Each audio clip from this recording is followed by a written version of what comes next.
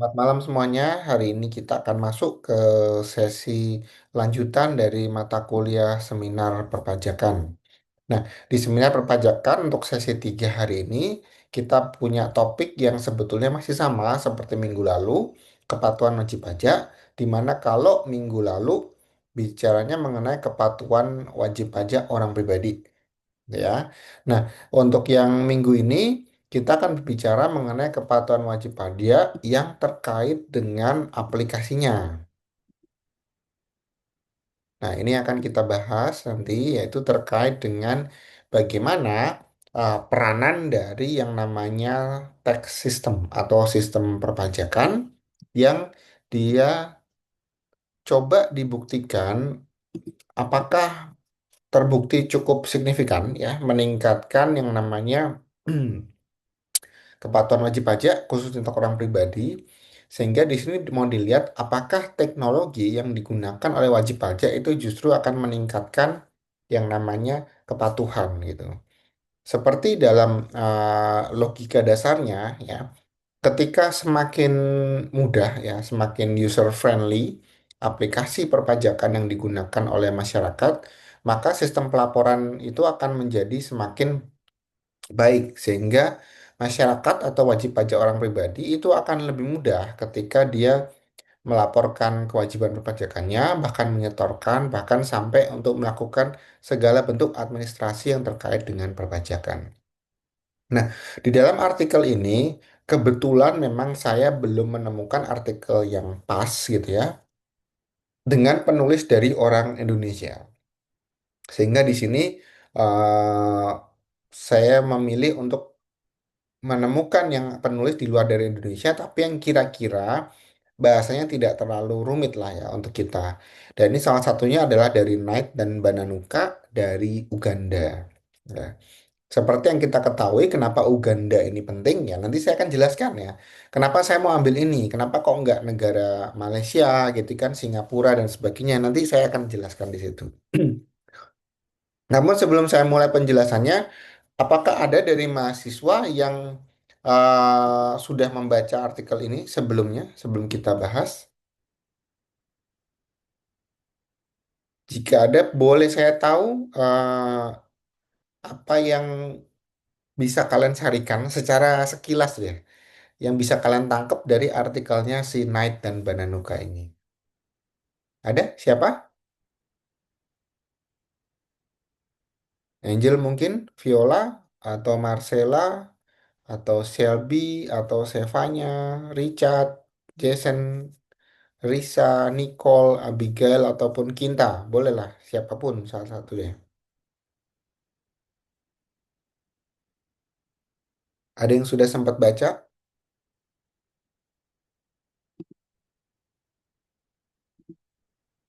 sebelum saya eh, buka lebih detail gitu satu persatu nanti. Ada?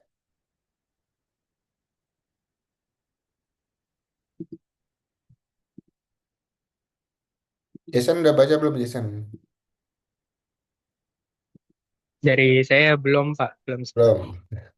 Richard udah baca? Belum juga, Pak. Belum juga. Gak ada satupun yang udah baca. Saya baca sekilas, Pak, tapi saya nggak yakin. Ya boleh coba Eh, coba. Menurut kamu gimana Nicole? Sekilas juga nggak apa-apa.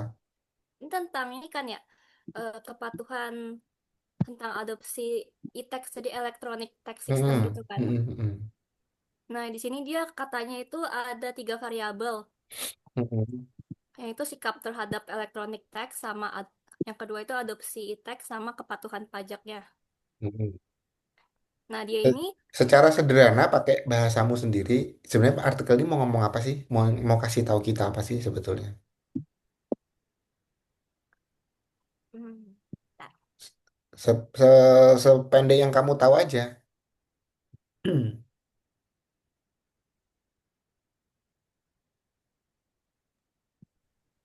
Mau cari tahu sistem elektronik ini bisa membuat orang jadi lebih patuh atau tidak gitu, bukan, Pak? Oke, baik. Terima kasih Nicole. Ya, kurang lebih seperti itu. Nanti kita akan baca detailnya. Ada lagi yang sudah sempat baca selain Nico?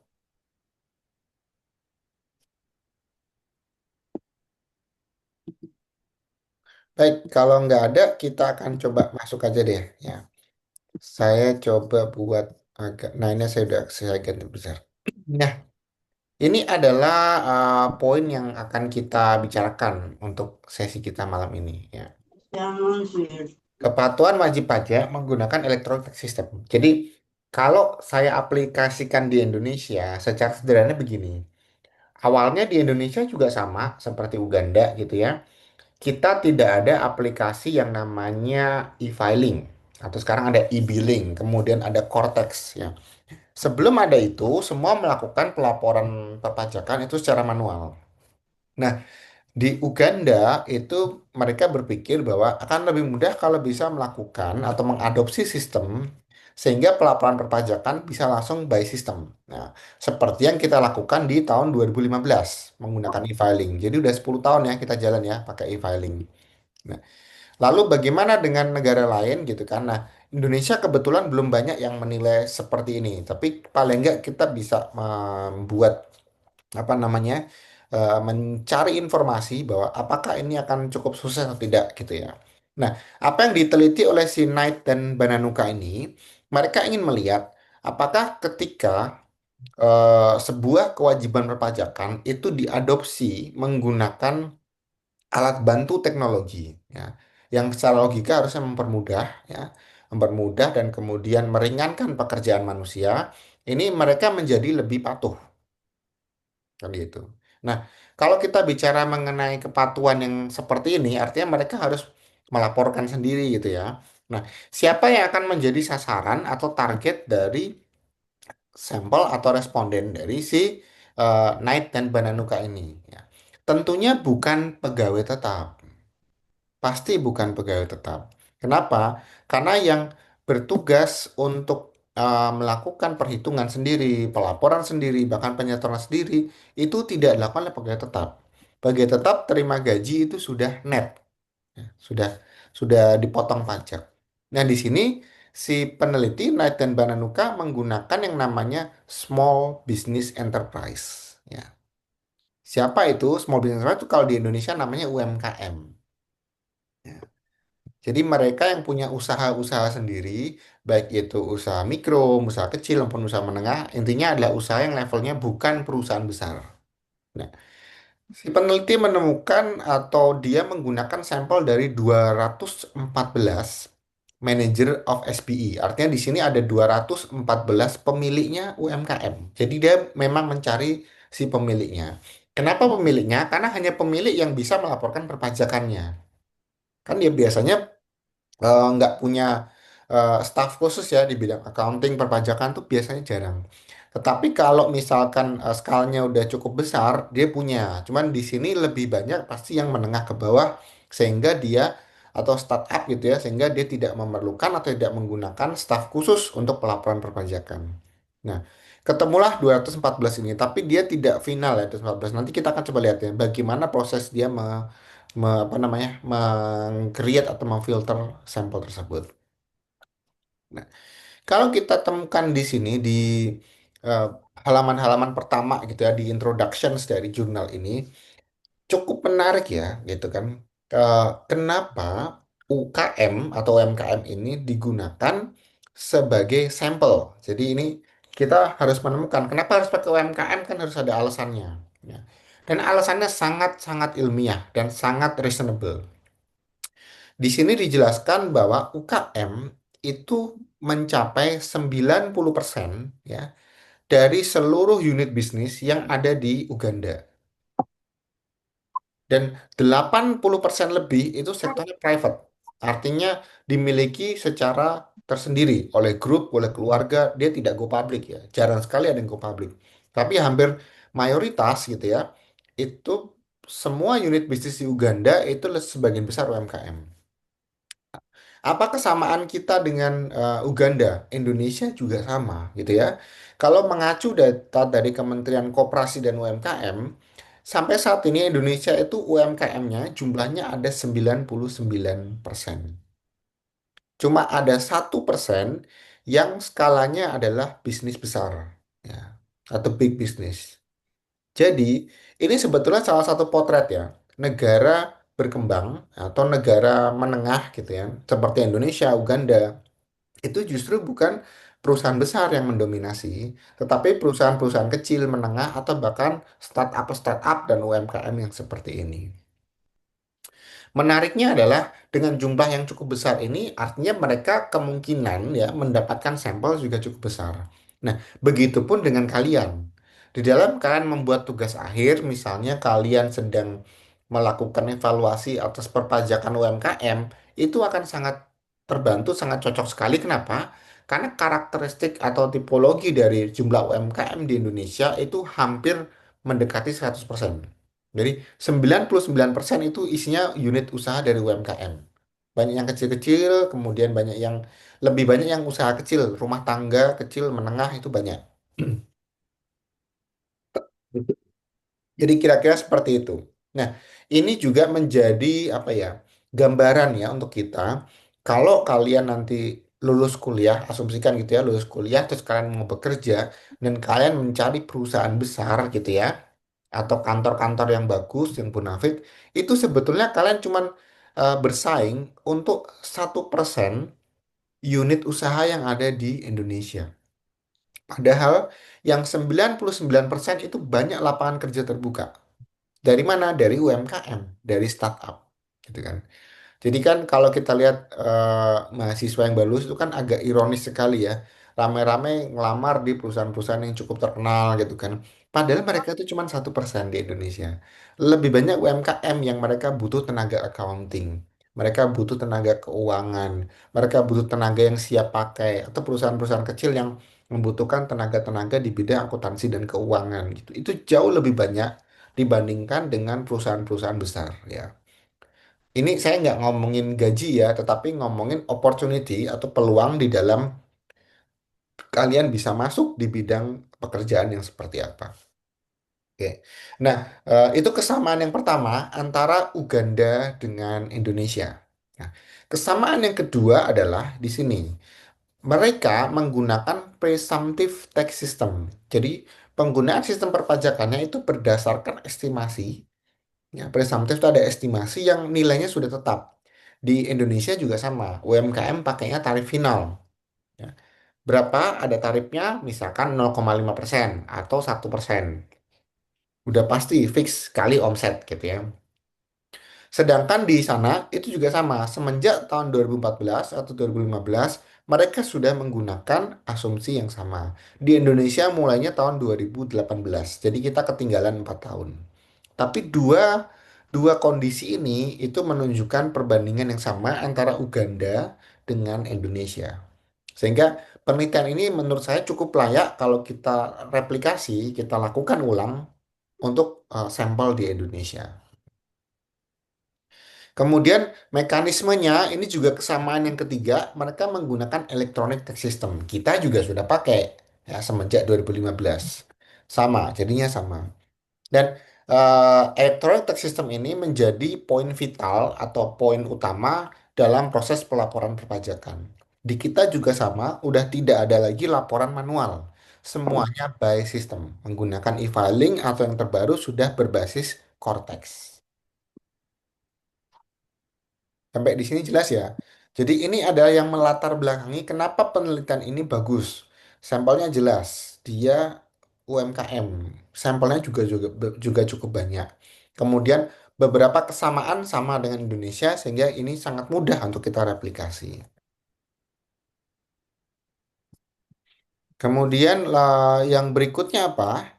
Yang berikutnya adalah kontribusi penelitian ini. Jadi penelitian ini punya kontribusi cukup bagus untuk literatur perpajakan, khususnya tax compliance yang mengadopsi penggunaan sistem. Ya. Dan kalau nanti kita lihat di teori, itu nanti akan ada kombinasi teori gitu ya. Karena di sini berbicara mengenai perpajakan, jadi pasti akan ada teori yang mendorong orang untuk melakukan pembayaran pajak. Kemudian karena ada electronic system berarti akan ada teori yang terkait dengan bagaimana yang namanya teknologi informasi itu mendukung kemauan atau kemampuan dari wajib pajak itu sendiri. Nah, itu kita bisa temukan di bagian yang kedua, yaitu di literature review, di theoretical foundation ya. Di sini ada dua teori yang digunakan oleh peneliti. Teori yang pertama adalah teori of reason action ya. Teori ini ada teori tentang perilaku yang sudah lama ya, sekitar tahun 80 oleh Arzen dan Fishbein itu sudah ditemukan. Jadi, teori perilaku beralasan ini atau perilaku terencana ini itu sebetulnya mendasarinya seperti ini ya. Kita akan melakukan sesuatu kalau kita sudah punya dasar yang cukup ya. Ada reasonnya, ada alasannya. Ya. Kenapa kita mau bayar pajak? Ya berarti karena kita merasa bahwa itu adalah kewajiban kita. Kenapa kita mau bayar pajak? Karena itu sudah diamanatkan oleh undang-undang. Kenapa kita bayar pajak? Supaya kita tidak kena sanksi dan denda gitu ya. Kenapa kalian pakai helm di lampu merah? Karena ada polisi. Nah, seperti itulah ya. Teori of reason action. Segala tindakan kalian itu pasti ada reasonnya. Dan ini yang disasar adalah behavior, perilaku. Ya. Jadi tujuan dari teori ini adalah si subjeknya, yaitu manajer-manajer SBI atau pemimpin-pemimpin UMKM-nya. Teori yang kedua yang dipakai di dalam penelitian ini adalah TAM, teori teknologi of acceptance model ya. Di mana ini adalah sebuah teori yang melibatkan komponen ya, komponen-komponen penelitian yang menunjukkan bahwa apakah teknologi tersebut atau teknologi yang digunakan dalam hal ini adalah e-tax system ya, atau kalau di Indonesia adalah e-filing, e-billing dan seterusnya, itu bisa diterima dengan baik, bisa diaplikasikan dengan baik oleh si pengguna, bisa di-accept dengan baik oleh si penggunanya, yaitu si wajib pajak. Jadi bagus ya, dia tidak cuma satu teori, tapi dua teori digabungkan dengan konsep yang satu melihat dari sisi perilaku, satu melihat dari apakah teknologi ini bisa dipakai atau tidak. Ini juga cukup penting. Kenapa? Karena percuma ada teknologi bagus, tapi manusianya nggak bisa pakai gitu. Jadi itu tidak akan berguna. Nah, di sini dengan alasan yang bagus, alasan yang cukup masuk akal, dan teknologi yang bisa digunakan, maka ini akan menjamin atau meningkatkan tingkat kepatuhan yang ada di Uganda. Kalau dari si skema yang dibuat oleh si peneliti seperti itu. Untuk bagian teori, jelas ya. Nanti kalau ada mau ditanyakan, kita boleh diskusi. Nah, setelah bagian teori, kita menemukan ada tiga hipotesis yang dibuat oleh si peneliti. Nah, ini sifatnya ada relationship ya antara eh, attitude, kemudian ke sistem, dan juga ke compliance. Jadi, apakah attitude ini berdampak kepada sistem, atau justru dia berdampak kepada tingkat kepatuhannya? Ataukah apakah sistem itu mempengaruhi yang namanya kepatuhan? Jadi kalau pakai sistem makin patuh, kalau nggak pakai sistem nggak patuh atau kurang patuh gitu ya. Atau memang dia udah punya attitude yang baik sehingga kepatuhannya muncul dengan sendirinya. Gitu. Kira-kira seperti itu. Nah, si peneliti ini pada awalnya dia mencari data ya, yang mencari data itu dari data Kementerian Koperasinya Uganda, namanya UBOS gitu ya. Di situ dia akan ketemu dan kemudian ada data jumlahnya adalah 698 sampel. 698 ini adalah 698 manajer sub business unit. Kemudian dia melakukan screening ya. Berdasarkan beberapa kriteria ketemulah jadi 242. Jadi dari 690-an ke 240. Dari 240 ini baru disebarkan kuesionernya. Kemudian yang kembali nggak pasti 100%. Ini pun juga nanti akan kalian temui di lapangan ketika kalian punya instrumen kuesioner yang harus disebarkan ke responden. Tidak mungkin 100% kembali ya, karena biasanya responden itu pasti punya kendala tertentu ya. Minggu depan saya kasih contoh, kasih tunjuk bagaimana contoh kuesioner yang kira-kira ideal ya untuk bisa diisi dengan baik gitu. Nah, dari 242 sampel yang dikirimkan kuesioner itu 88% balik. Respondennya 88%. Jadi total-total yang diterima ada 214 sampel. Nah, 214 inilah yang diolah datanya oleh si peneliti. Ya. Jadi dari 690 turun ke 240 dikirimin nggak ada yang balik semua ya, atau yang balik cuma 214 ya udah itu dipakai gitu. Dan dari 214 itu dia bikin persentase. Berapa yang laki-laki, berapa yang perempuan. Supaya melihat bahwa apakah jawaban mungkin ya manajer laki-laki dan manajer perempuan itu punya tendensi yang berbeda. Kemudian peneliti juga membagi pengalaman kerja ya. Ini jadi manajernya manajer baru ya 1 sampai 5 tahun atau manajer yang sedang 6 sampai 10 tahun atau manajer yang udah lama ya yang punya pengalaman lebih dari 15 tahun. Dikalkulasi itu sama si peneliti kemudian nanti dia dibuat persentasenya. Paling banyak itu ada di yang umurnya pengalamannya 6 sampai 10 tahun kemudian diikuti yang 1 sampai 5 tahun itu 33%, sisanya itu yang senior sekali gitu. Nah, tadi Nicole kan udah sempat baca ya. Kalau Nicole tahu nggak jumlah pertanyaan kuesioner di penelitian ini ada berapa?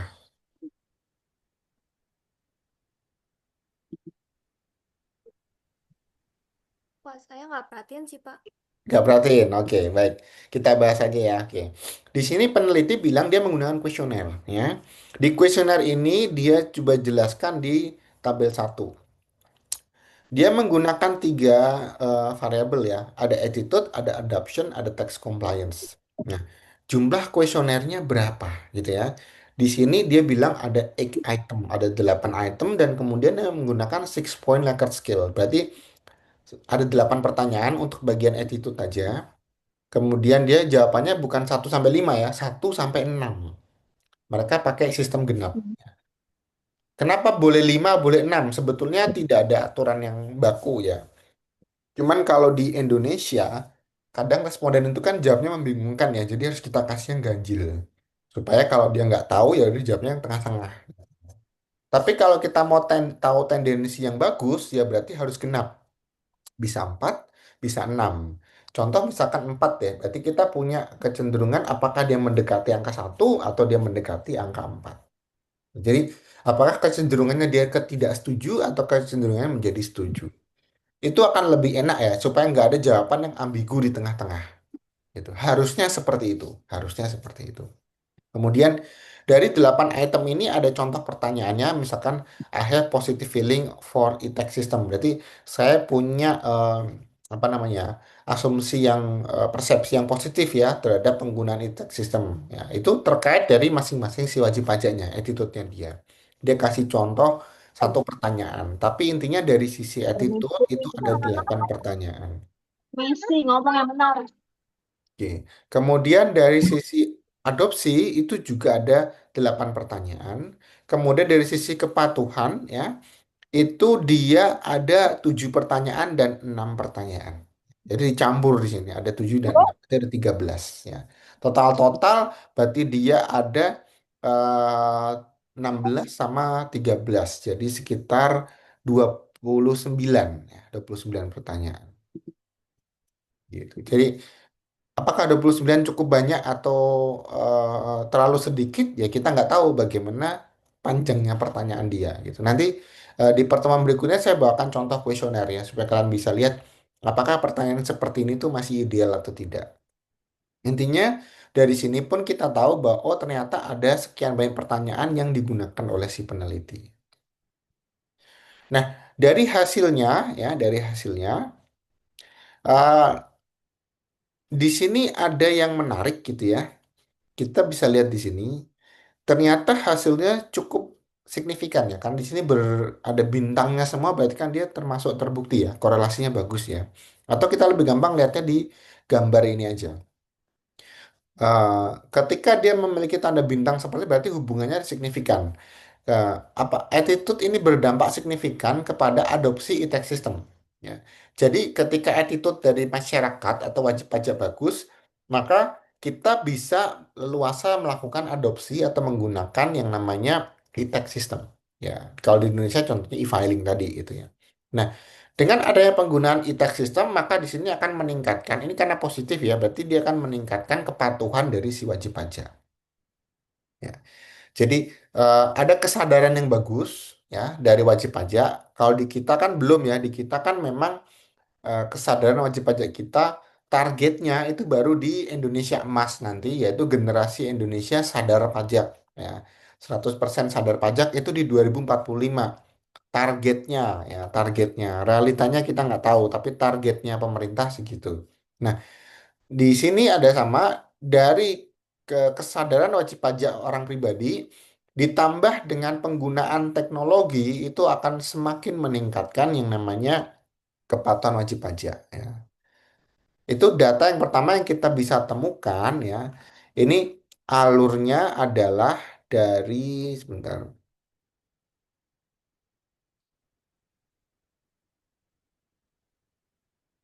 Dari sini ya.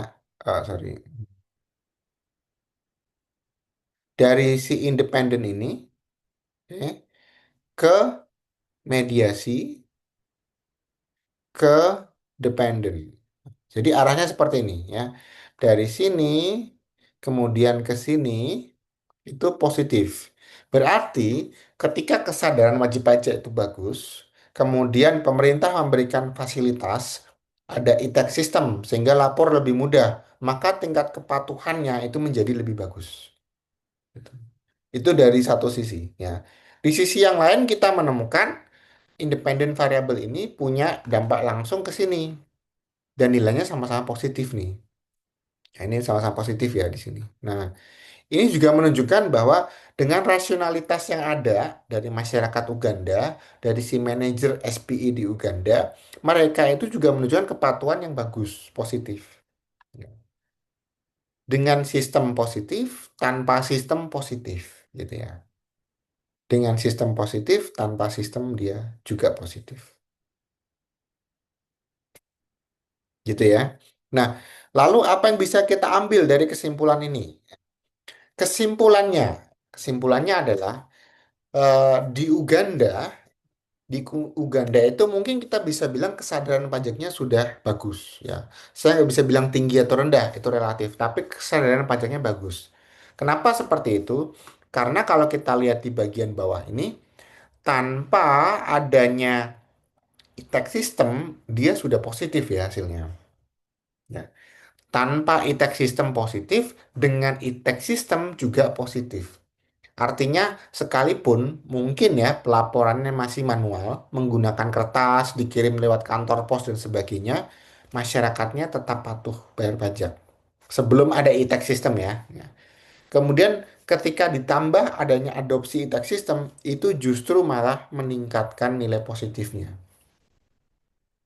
Artinya apa? E-tax system ini boleh dikatakan dia bisa meningkatkan yang namanya tes compliance.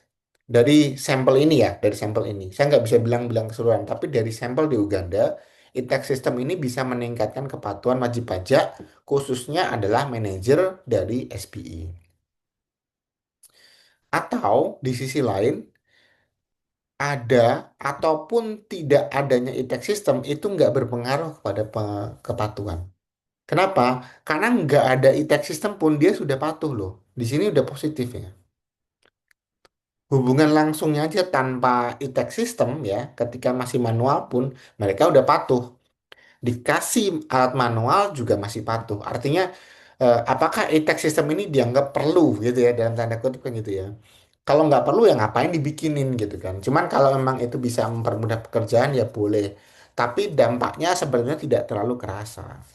Karena tanpa itu pun masyarakat di Uganda itu sudah patuh untuk kasus manajer SPI gitu ya.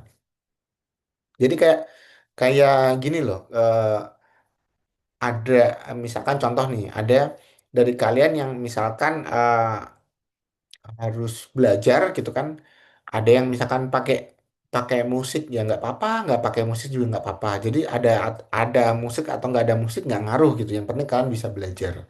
Sama seperti ini. Berarti di sini tax compliance ini kepatuhan wajib pajak dari orang pribadi di Uganda itu sebenarnya tidak dipengaruhi dari penggunaan e-tax system.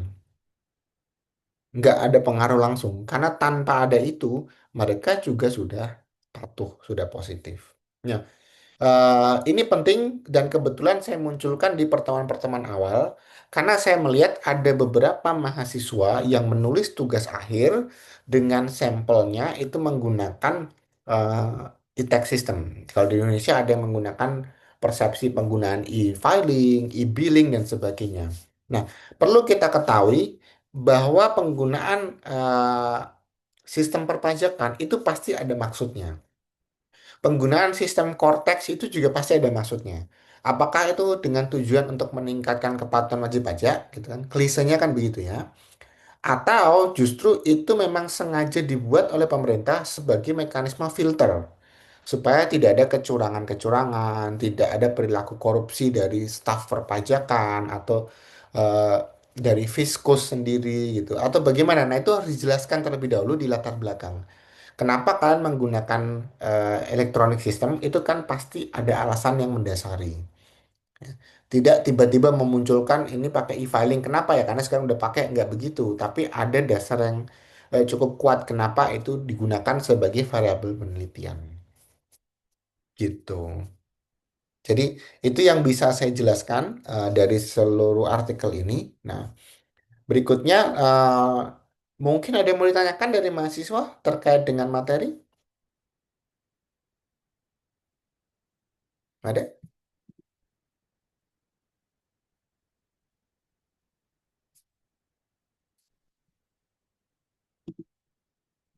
Silakan kalau ada.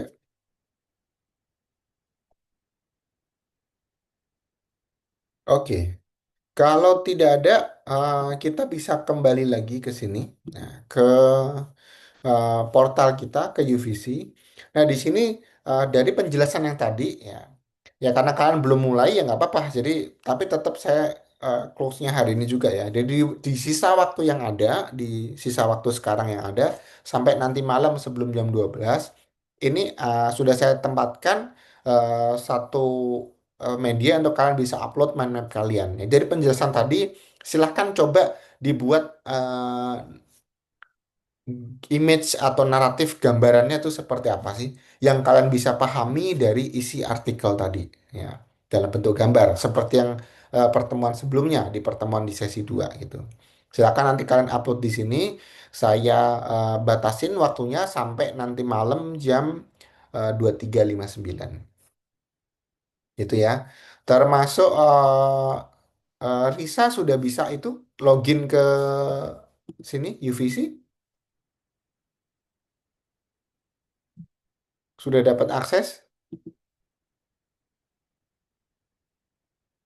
Oh, ini sudah ada masuk, sudah sempat masuk di 2 hari lalu. Oke, berarti sudah bisa akses ya. Berarti harusnya aman, sudah bisa untuk apa namanya, untuk masuk ke sini, gitu ya. Kemudian, oh, kok ada satu tambahan ya? Ini si